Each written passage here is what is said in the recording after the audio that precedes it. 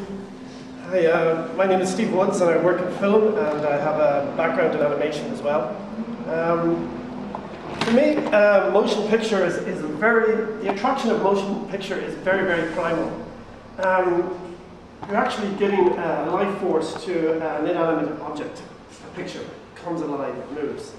And that is a very, very strong, powerful response of people. And I've been to a lot of galleries.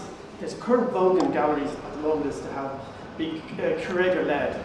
You get a lot of curators who will put together a show, and it'll be very eclectic. It'll have very, very many different sort of pieces of work of art in it. You can often find a very famous piece of work of art, maybe not a Rembrandt, but maybe a Jack B. Yeats, and a number of other great pieces of work in one room. And very often you find also in the room, probably in the corner on the floor, a piece of video art. I hope there's no video artists in the audience because I'm doing rubbish video art now.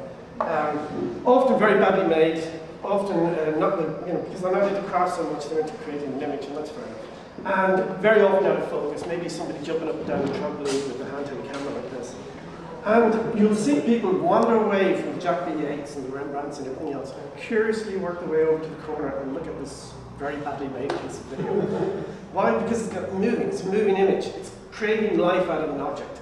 And that is very, very powerful. So powerful that I would argue that, that it has been a desire in man and womankind from the very beginning of art to try to make art move. The analogy I might try to make or compare it to would be that you've heard it said again and again that it's accepted as a truism that the caveman and the cavewoman was sitting down, looking at the sky, looking at birds flying, and going, God, I wish I could do that.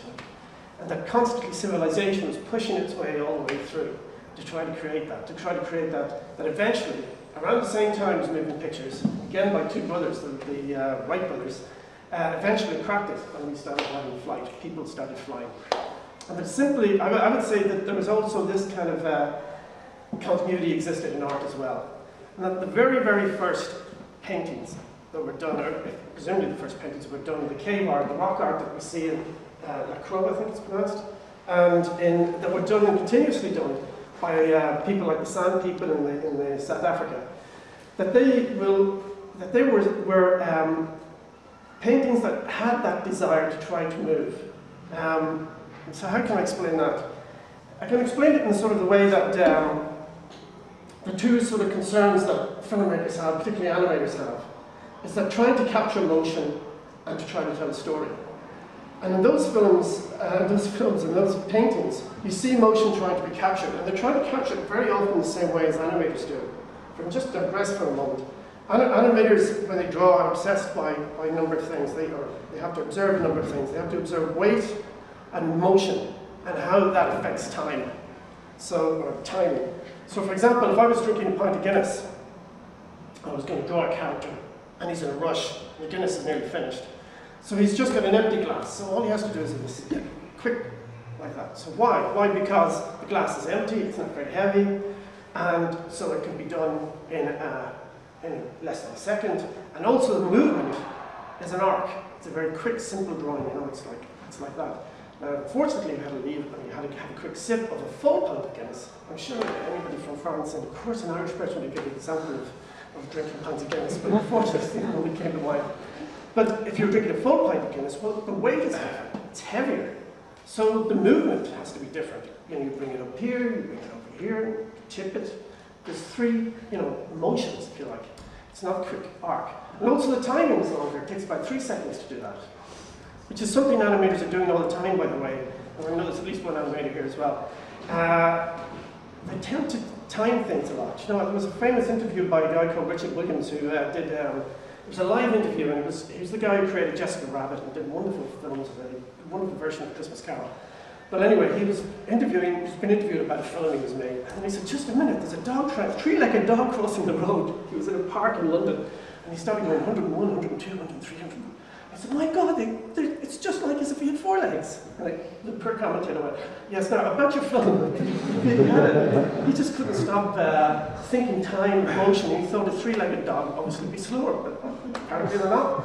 But, so, So where does this fit in with cave paintings? Well, if you look at the cave paintings, people aren't quite sure exactly what they're about. I mean, they must have been religious, and they must have been about, you know, creating space, you know, like a cathedral, you know, with artwork in it. But they also are about very everyday things. They're about the hunt, you know, which was very important, of course, to early people. And in it you see these movements, this concerned movement. You see the bison, you know, they're grazing, and then they look a bit alert, and then they start coming up and then start running away.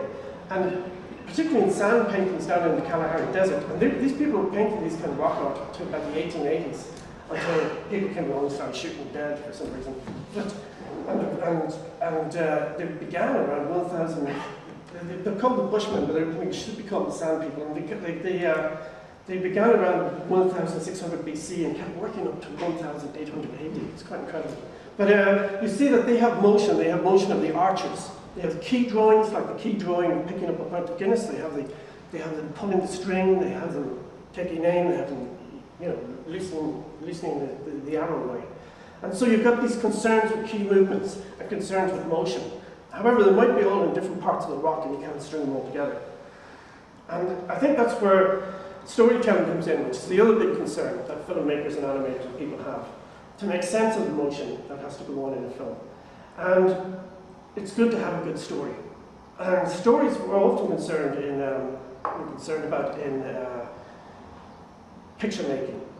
And that, I mean, if you look at the Parthenon, it's got pictures of demigods fighting gods and what have you.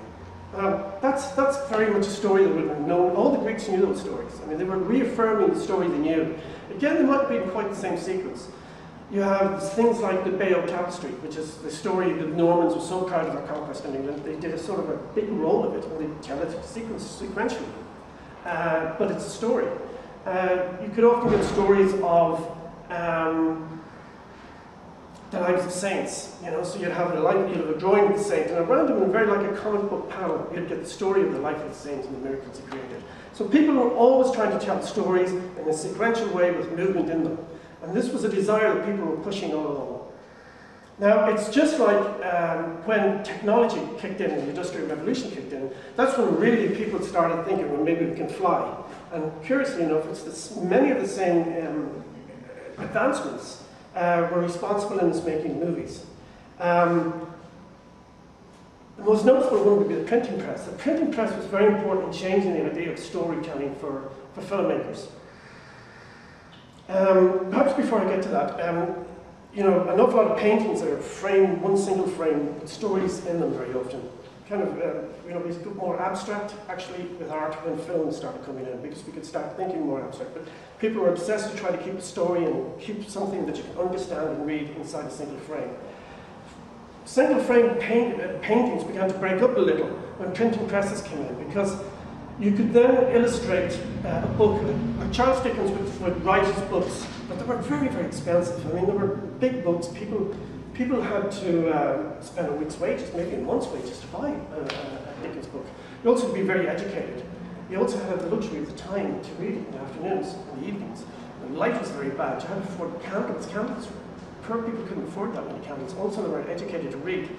And they didn't have the time to read. They had to work in factories, you know, for 80 hours a day. So the novels, the storylines in those days were very big involved things. And as printing presses developed, they started introducing pictures to help illustrate it. In fact, Dickens also reproduced his books on a weekly basis. Every chapter printed in the illustrated into news or something like that. So they always have to have a story picture in it. And the artist would think of what are the more dramatic points of the story in that chapter that I could produce. So you'd start getting